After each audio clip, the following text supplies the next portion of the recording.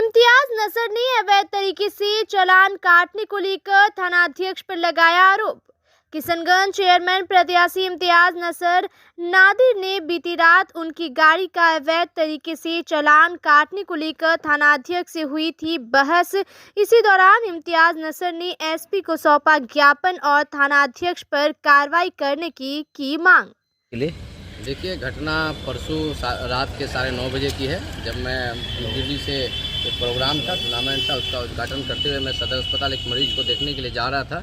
तब बहुत ज़्यादा ही भीड़ जमा हो रहा बस स्टैंड में देखा गया, तो मैं सर्विस रोड में गाड़ी साइड करके मैं देखने गया कि कोई घटनास्थल, कोई मामला, कोई बात है। स्थानीय जनप्रतिनिधि होने के नाते मैंने जब गया तो देखा कि वहाँ पे भीड़ लगा हुआ है। जब करीब जाके देखा कि नहीं, वहाँ चालान काटा जा रहा था, तो फिर मैंने वहाँ से जब रिटर्न होने का कोशिश किया, तब देखा गया कि मेरा चालान काट के हाथ में दे दिए। तो मैंने पूछा कि किस चीज़ का चालान है, कि उन्होंने बात कहा कि नहीं, आप तो सीट बेल्ट नहीं लगाए हुए हैं। बोले भाई, हम सीट बेल्ट खोल के ना उतरेंगे।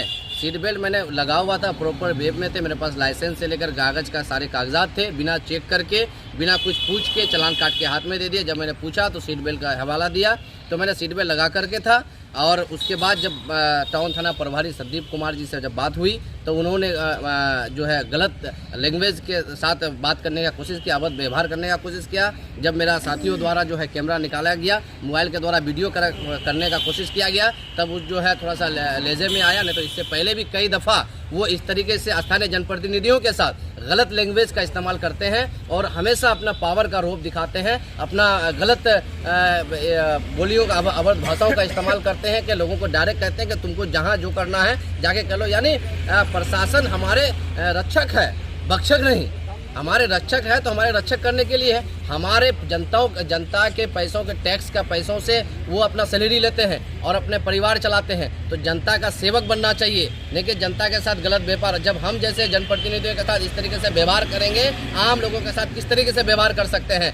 मैं पुलिस अध्यक्ष महोदय जी से क्या मांग करते हैं, क्या मांग कर रहे हैं? बोल रहे हैं कि ये जो है तानाशाही सरकार किशनगंज में चला रही है। प्रशासन के द्वारा जो है गुंडागर्दी देखने को मिल रहा है थाना अध्यक्ष के द्वारा।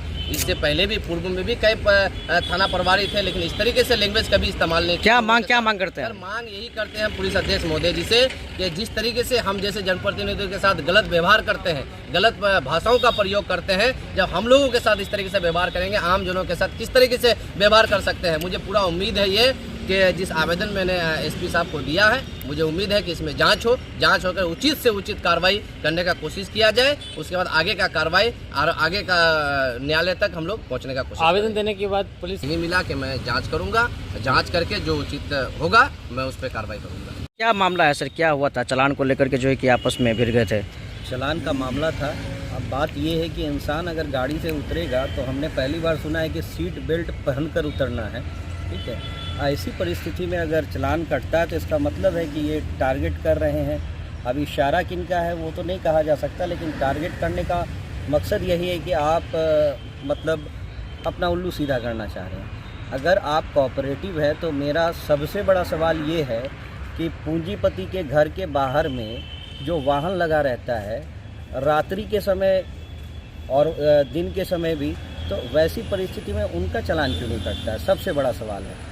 अगर उनका चालान नहीं कटता है तो ऐसी परिस्थिति में आम पब्लिक का आप चालान काटिए, मैं सहमत हूँ और ऐसा होना भी चाहिए, लेकिन सिर्फ गरीब तबके का क्यों, पूंजीपति का क्यों नहीं? पूंजीपति का भी चालान कटना चाहिए। इससे पहले भी किशनगंज के और भी लोग हैं, उनके साथ भी उनका व्यवहार बर्बरतापूर्ण रहा। ऐसा नहीं होना चाहिए, बिल्कुल नहीं होना चाहिए।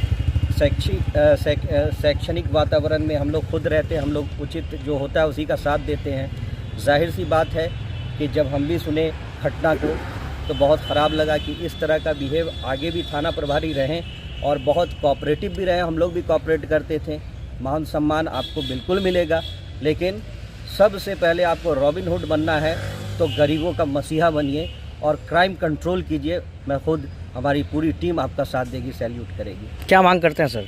मांग यही करते हैं कि इस पर निष्पक्ष कार्रवाई होना चाहिए, और अगर ये गलत है तो इन पर कार्रवाई हो, और वो अगर गलत है, उन्होंने अभद्र शब्द का जैसे कि प्रयोग किया है, ये तो बिल्कुल बर्दाश्त से बाहर है। तो ऐसी परिस्थिति में अगर वो दोषी पाए जाते हैं तो उन पर सख्त से सख्त कार्रवाई क्या नाम हो गया सर? आसिफ समर, पूर्व युवा अध्यक्ष जन अधिकार पार्टी। क्या मामला था सर? मामला जैसा आप लोग सभी लोग जानते हैं और देखा भी गया है कि रात के समय जिस तरीके से बर्बरता के साथ जो थाना अध्यक्ष जी का जो बिहेवियर था वो आप लोग देख ही चुके हैं। और पहले भी इसको वो पब्लिकली लेके नहीं, पर्सनल लेके थोड़ा सा हमको लग रहा है कि ये एक्ट कर रहे हैं, क्योंकि इन लोगों ने पहले भी आवाज़ उठाने की कोशिश की है कि और भी किसी प्रतिनिधि के साथ गलत हुआ था तो इन लोगों ने एसपी साहब को और डीएम साहब को आवेदन दिया था। इससे 15-20 दिन पहले की बात है। तो ये सरासर लग रहा है बदले के भाव से वो देख रहे हैं कि अब कुछ नहीं तो भाई साहब चलो गाड़ी साइड में रखी हुई है, जो पार्किंग के लिए एरिया होता है उस जगह पे गाड़ी रुकी है और आप आके चालान थमा दे रहे हैं हाथ में, जबकि ये वहाँ पे सिर्फ देखने के लिए गए कि क्या घटना है, क्या हुआ नहीं हुआ। बात समझ के एक जनप्रतिनिधि के नाते वो देखते हैं कि कहाँ पे क्या हो रहा है नहीं हो रहा है। वो एक इनके नेचर में होता है कि आदमी को जाके देखना पड़ता है। हम लोग भी कई बार रुक के देख लेते हैं। तो ये बहुत ही